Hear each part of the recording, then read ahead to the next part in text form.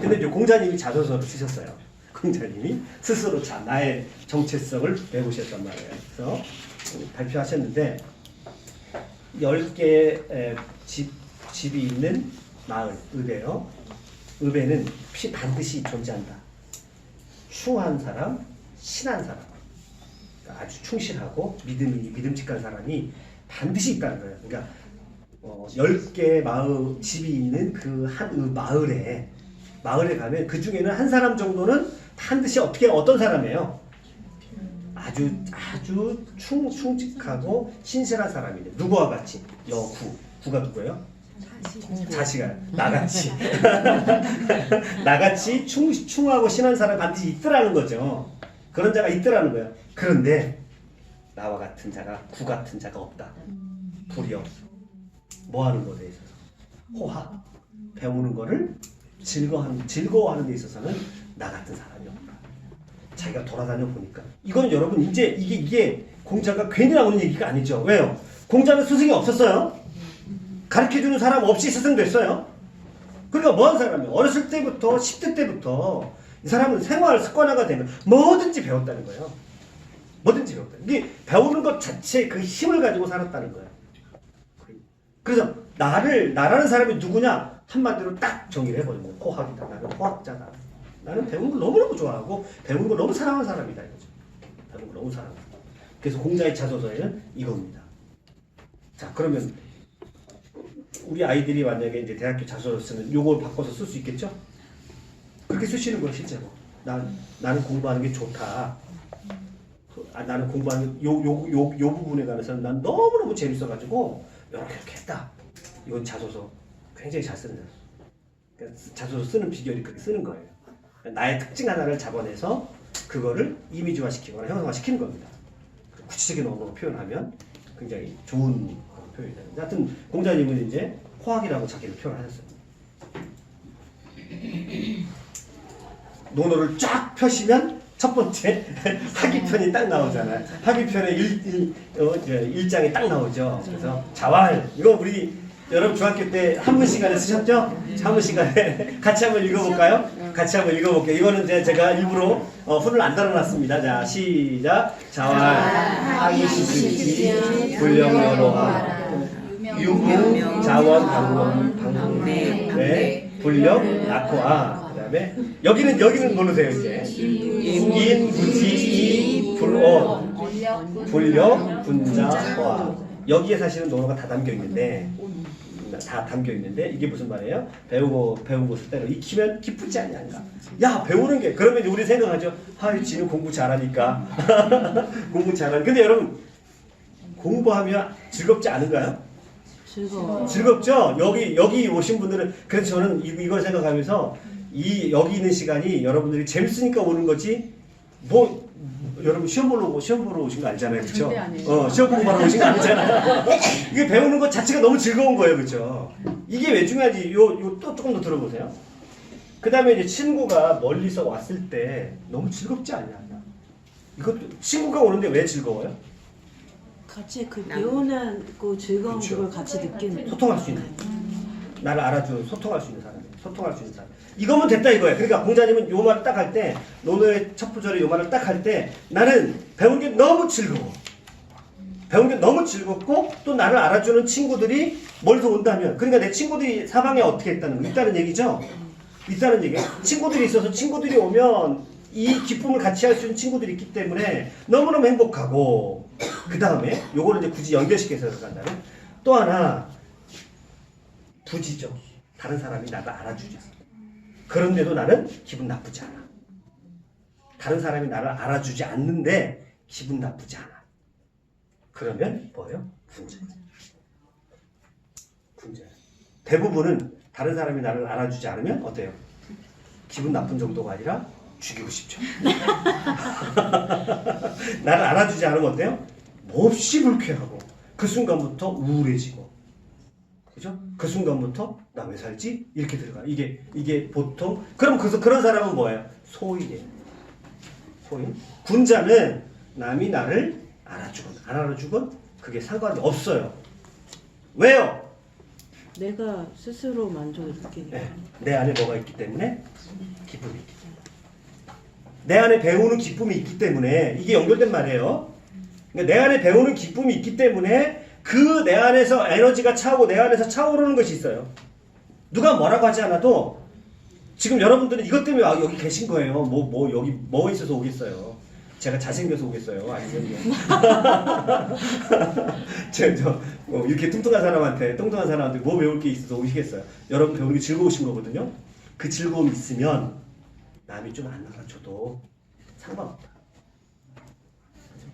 그럼 내 안에 즐거움이 없으면 어때요?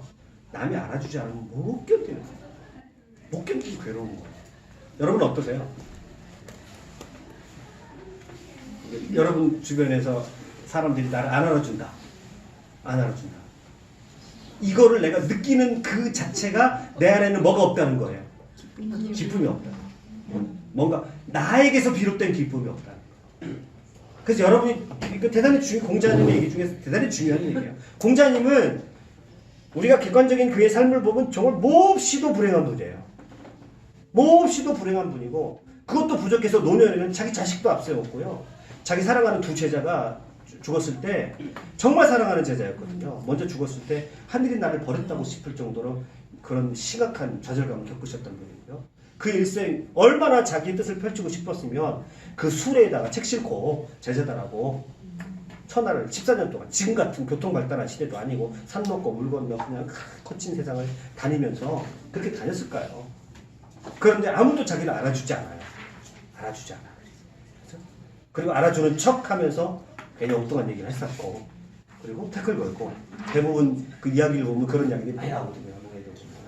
그러니까 공자님이 그 어려운 세상을 살고 그 어려운 세상 가운데 뜻을 펼치고 오늘날 우리까지 그런 기쁨이 울림이 있는 그런 메시지가 전달되는 것은 뭐냐면 그 안에 뭐가 있었다? 기쁨이 있었다. 배우는 기쁨이 있었다. 너무너무 기쁜 거예요. 너무너무 기쁜 거예요. 여러분의 앞으로 인생의 질을 정합니다. 이제 보시면 알아요. 여러분의 인상이 점점점 굳어가시는 것이 나이 들어가면서. 뭐가 사라지기 때문에 그래요? 기쁨. 기쁨이 그리고 자꾸 뭐만 생겨요? 근심만 생기고 그다음 뭐야? 어떻게 말 맞췄어요 오늘 오기 전에? 이거 내가 먼저 왔는데 오늘 전화로 다 뭐 말 맞추셨나 봐. 그다음에 근심이 생길 뿐만 아니라 뭐가 생겨요? 그다음부터 공허해요. 여러분 이제 뭐 별거 없어요. 이제 애들 떠나고 그래 말 당장 느끼는 건데 조금 지나면 마음에 뭐가 느껴요? 공허함이 느껴요. 나는 그럼 저도 생각을 해봤어요. 내가 내 자식이 떠났는데 내 자식하고 이제 일단 어쨌거나 이제 떨어져 있잖아요. 근데 저는 공허하지 않아요. 공허하진 않아요. 그리고 오히려 애하고 뭐 요즘에는 자주 못 만나니까 전화 통화를 하고 막 그 전화는 거의 이제 얘가 퇴근할 때쯤 되면 거의 1시간 정도씩 통화해요. 가족 문제 하셔요. 거의 1시간 정도씩 얘가 엄마하고도 통화하고 저하고도 통화하고 막 거의 1시간은 애하고 저 통화하는 시간이거든요.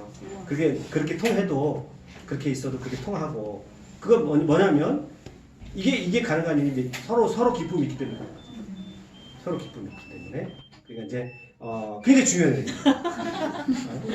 여러분이 이제 기쁨이 사라지기 시작하는 순간 여러분은 온통 뭐에 신경을 쓰냐면 이제 외적인 것에 신경을 쓰면서 그 중에서 사람들이 날 알아주고 안 알아주고가 내 삶의 질을 좌우하는 문제가 돼요. 근데 그거 굉장히 중요한 문제예요. 인간관계도 중요하고 내 주변 가족과의 관계도 되게 중요한데 정말 그것보다 더 중요한 것은 공자님의 매력이죠. 이게 이분은 즐거워요. 이분의 여러분 그 평소의 모습을 어떻게 생각하셔야 되냐면 근엄하게 앵하고 이런 분이 아니라고요. 이분은 논어에 보면요 재밌는 얘기도 되게 많이 나와요. 그리고 욕도 하시고 심지어는 욕도 하시고 굉장히 안 좋은 얘기도 많이 하시고 농담도 잘 하시고 거기 이상한 말도 잘 해요. 이상한 말도 잘하고 그런데 에헴하고 말들도 이렇게 하시는 분이 아니라 굉장히 소탈하신 분이고 굉장히 행복한 분이에요. 평소에 이 공자의 표정 자체가 우리가 그렇게 떠올리셔야 돼요. 근데 공자의 학은 네. 우리가 아는 그 학이 아니고 네. 되게 반복 학습을 강조하셨어요. 복습을 많이 하라고. 예, 그건 이제 그게 굉장히 중요해요. 방법론 쪽으로 들어가면 오늘은 제가 방법론적인 얘기를 하진 않겠어요. 방법론 쪽은 공자의 공부법이 있어요. 방법론으로 들어가면 그거는 언제 오셔야 들을 수 있느냐면 나중에 동양과정 고정 과정이 열려야 이렇게 해서 은근히 공부를 하는 거죠. 그때야 공자의 전화하시고. 공부법이 2시간짜리 강의를 따라옵니다. 그때는. 지금은 이제 공자의 근본 원리 그거에 들어가는 거예요. 자, 여기 자기소개서 이렇게 하는데요. 밟은 망식이에요. 밥을 먹을 거를 잊어버릴 정도로 뭔가 하나에 통하지 않으면 화가 나는 거예요. 화가 나가지고 밥을 못 먹겠어요. 밥을 못 먹겠어요. 이거는 뭐 누가 나를 괴롭게 해서 화가 난 게 아니라 공부를 하는데 뭐가 안 통해가지고 풀리지 않아가지고 공부를 하는데 풀리지 않아가지고 밥을 못 먹는 거예요. 그리고 어떻게 풀렸어요? 공부를 하다가 내가 공부가 잘 풀렸어요. 공부가 잘 돼요. 그러면 뭐가 잊어버려요? 나기 마음 근심을 잃어버렸죠. 근심을 잃어버렸죠. 제 건강의 비결입니다. 그래도 제가 여기까지 그래도 약간 좀 그렇게 요즘 좀 고혈압 때문에 좀 그렇지. 그래도 제가 건강한 편이거든요. 이렇게 통통한 몸을 비해서는 그래도 건강한 편이었던 거는 뭐냐면 책을 보는 순간에 잊어버려요 다. 근심이 싹 사라져 버립니다. 그러니까 이제 무슨 일이 생기면 뭐를 들어요? 책을 들으면 그 순간만큼은 다 잊어버려요. 다 잊어버려요. 그러니까 이제 그게 사실은 굉장히 건강한 것 같아요. 그 제 자신을 건강. 근데 공자님이 어떻게 되냐면, 근데 저는 아무리 공부가 좋다고 해도 밥이 더 맛있거든요.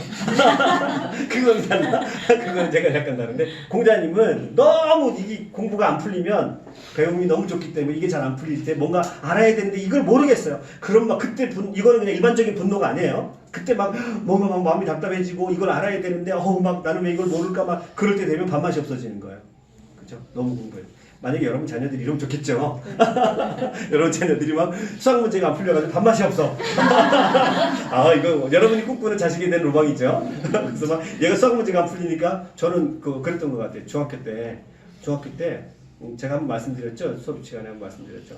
이제 수학을 고등학교 1학년 때 수학을 푸는데 너무 미치겠는 거예요. 내가 울었어요. 수학 문제 안 풀리니까. 왜냐면 과외도 지킬 수가 없지.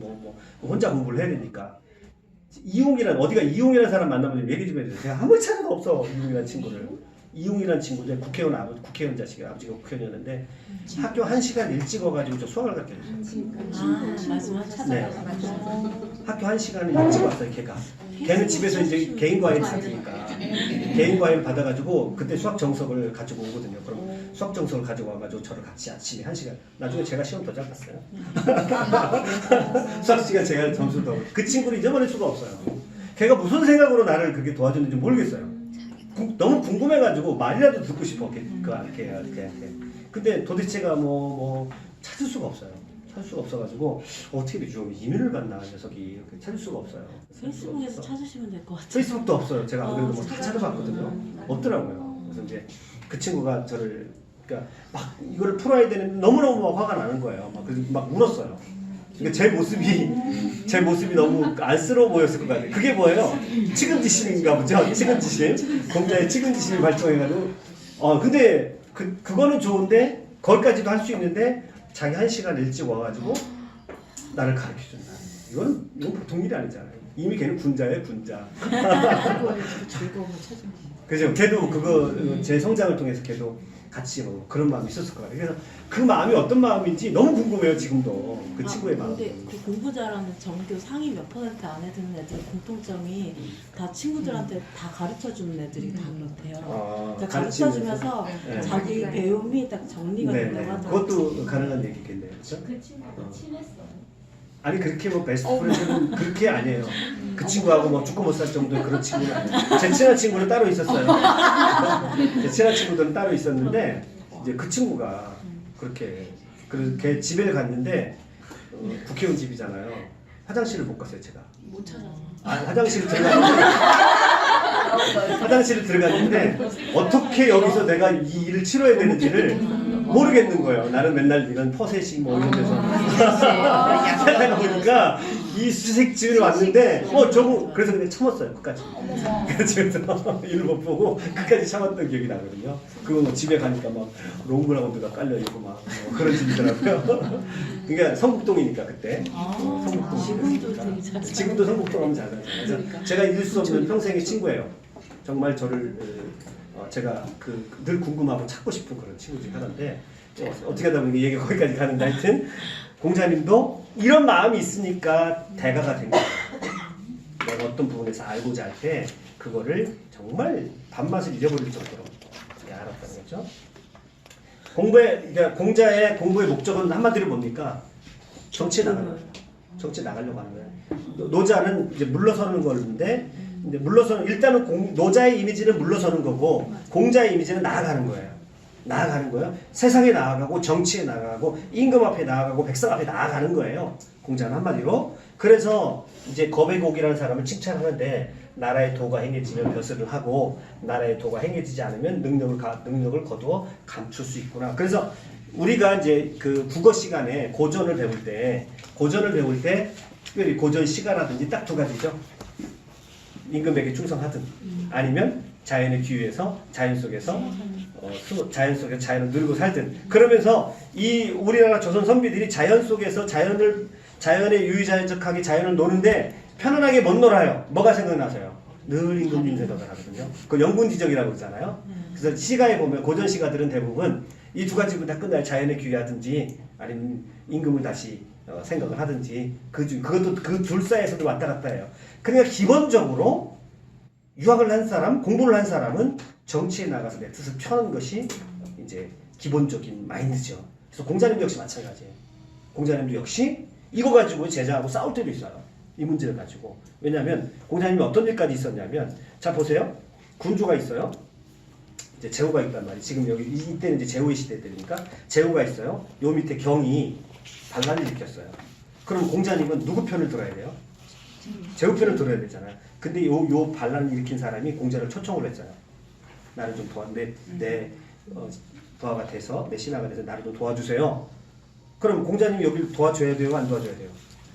공자님의 생각하면 안 도와줘야 되잖아요. 근데 공자님이 마음이 흔들려요.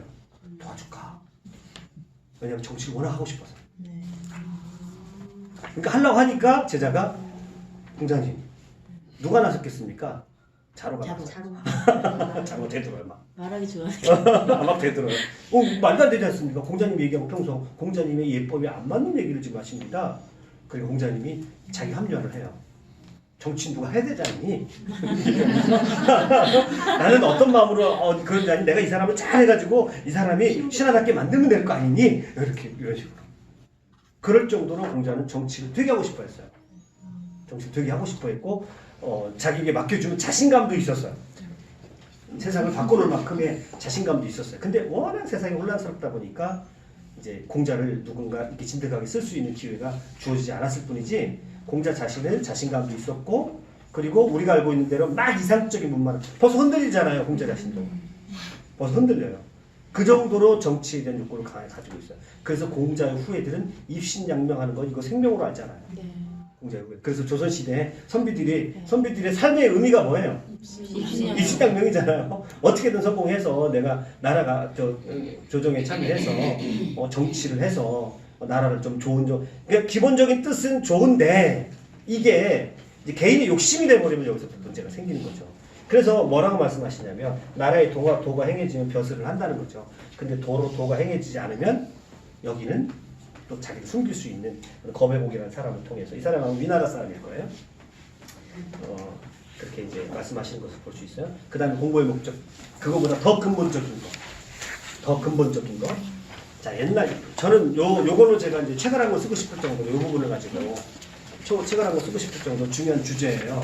중요한 주제가 제가 요즘에 늘 묵상하면서 제 자신 늘 묵상하면서 제가 이제 준비하는 그런 제 자신을 좀 다듬는 그런 부분도 연관이 되고요. 그래서 요거를 조금 요 공자님의 요 말씀을 좀 체계화시켜서 조금 한 권의 책을 쓰고 싶을 정도로 되게 대단히 중요한 저에게는 되게 중요한 주제인데 이렇게 말씀하세요. 옛날에 배우는 학자들은 위기지약을 했다. 위기지약.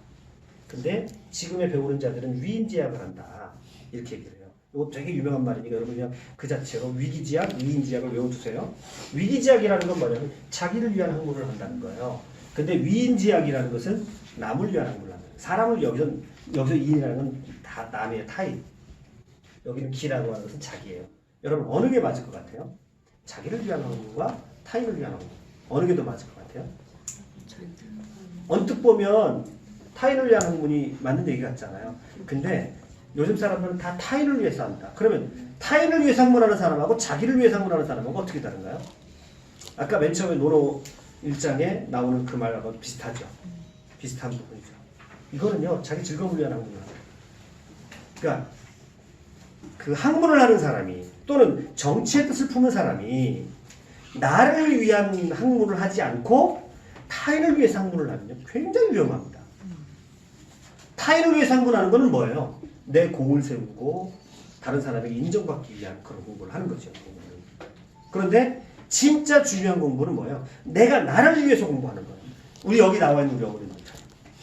여러분이 이 인문학을 하면서 제일 안 좋은, 그러니까 제일 안 좋다고 하면 이제 뭐 말할 수도 없지만 내가 여기 가지고 열심히 해가지고 우리 아이 가르쳐야지. 혹시 이 마음 가지고 오신 분들 계세요? 그런 마음도 있는데. 그런 마음도 있죠? 그런 마음도 있죠? 그거는 지금 무슨 공부하고 계신 거예요? 위인지하고 계신 거예요. 근데 그거를 다 떨쳐버리고 여기 와서 나를 뭔가 내 영혼에 또 내 마음에 내 삶에 뭔가 살찌게 하고 나에게 뭔가 주겠다. 나에게 선물을 주고 나를 위해서 이렇게 여기 와 계신 분들 손 내려보세요. 다예요. 그러니까 우리가 어떤 것이 왔든 간에 뭐가 더 중요한 거예요? 위기지하게 더 중요해요. 나를 위해서. 그래서 내 마음에 뭔가 차오르는 것이 있어야 된다는 거예요. 이건 이기주의가 아니에요. 그러면 내가 위기지학을 했어요? 내가 나를 위해서 공부를 했어. 이 사람은 어떤 모습으로 나타날까요? 기쁘고 행복하고 진짜 타자를 위한 학문을 사용할 수 있는 거예요. 상황에 타협하지 않는 것 같아요. 네. 그리고 굳이 아까 학위시스지 불령료로와 그 다음에 맨 밑에가 뭐였죠? 남들이 나를 알아주지 않아도 슬프지 않아요. 화나지 않아요. 그 군자라고 말씀드려요. 이 군자의 경지인 거죠. 통하는 부분이에요. 그래서 공자의 학문에서 정말 중요한 거는 공자님이 그 73평생 살으면서 그 공자님은 제가 요즘에 다시 살펴보는 공자님은 늘 행복하셨을 것 같아요. 기본적인 그의 감정의 정서 자체가.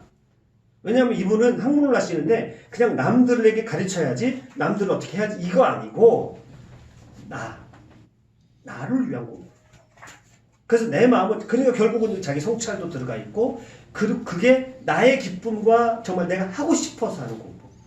그렇죠? 이게 돼야 여러분이 아이들도 제대로 가르칠 수 있어요. 이게 안 되면 그 다음부터는 어떻게 돼요? 우리가 싫어하는 공자의 모습이 드러나요. 넌 그것도 모르니 이거 알아야 돼. 이 정도는 알아야지. 이렇게 간다고요. 이게 이제 공자의 버전이 이제 다운그레이드가 됐을 때에는 이런 모습이 나오는 거죠. 이런 모습이 나오는 거죠. 그래서 상대방이 의무로, 당위로 야 공자님 말씀에 이런 말씀이 있는데 너는 왜 그러니? 이렇게 가는 거죠. 공자님의 말씀은 누구에게 적용시켜야 되는 거예요? 자신한테. 나를 위해. 그래서 여러분이 정말 저는 여기 앉아 계신 분들이 여기 앉아서 이렇게 공자님 배우고 이렇게 우리가 인문학을 배운다는 것은 뭐냐면 나를 위한 공부거든요. 순수하게. 다른 사람들은 거기 가서 왜 공부해? 그 나이에 뭐 공부해서 뭐 하려고? 차라리 가서 알바를 해서 돈을 벌지. 뭐 이런 얘기 할 거 아니에요. 여러분도 너 돈을 벌지. 왜 이런 얘기를 해? 왜 여기 와서 이렇게 그리고 뭐 하려고? 그럼 여러분 뭐라고 대답하셔요? 공자님 말씀 많이 해서 나를 위해서 하는 거야. 그럼 내가 행복해지면 어떤 변화가 나요?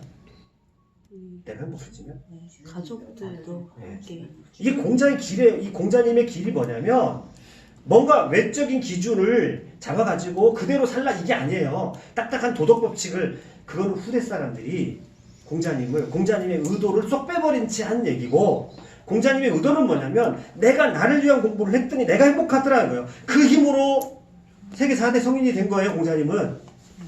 내가 즐거우니까 주변의 사람들에게 행복해지는 거고 그러니까 공자님 주변에 있는 사람이 딱딱한 사람들이 아니에요. 공자님 주변에 별의별 사람이 다 모여요. 자루같이 다혈질 사람도 보이고 좀 모자란 사람도 보이고 또 안현처럼 정말 군자 공자님이 인정한 최고의 군자 나보다도 더 날 수도 있겠다 유일한 사람이에요. 그런 사람도 존재하는 거고 다양한 사람들이 존재하지만 공자님 주변에 늘 반듯하게 말잘듣는 사람만 존재하는 게 아니란 말이죠.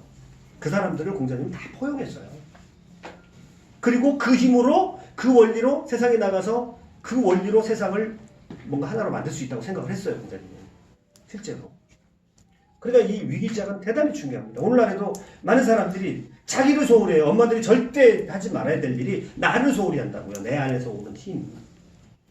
그리고 이 말 참 무서운 말이에요. 내가 내 자식을 위해서 모든 거를 다 쏟아야지. 그래서 나는 뭐야? 대전마 돼야지. 여긴 없나 이 동네는? 대전마?